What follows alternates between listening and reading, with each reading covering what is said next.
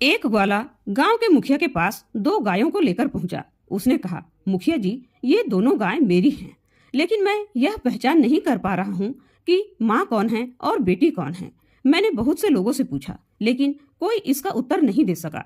मुखिया ने दोनों गायों को ध्यान से देखा, परंतु वह भी माँ और बेटी की पहचान नहीं कर सके। उन्होंने ग्वाले से कहा, मुझे सोचने के लिए एक दिन का समय दो। घर लौटकर मुखिया चिंतित बैठे थे। उनकी पत्नी ने परेशानी का कारण पूछा। मुखिया ने सारा किस्सा कह सुनाया। उनकी पत्नी मुस्कुराई और बोली, इसका हल तो बहुत आसान है।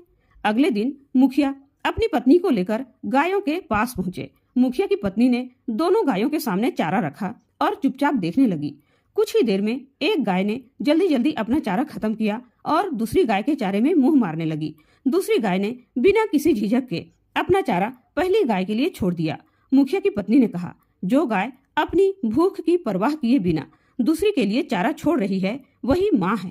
केवल माँ ही इतनी ममता और त्याग दिखा सकती है, और जो अपना चारा खाने के बाद भी और खाने की कोशिश कर रही है वह बेटी है।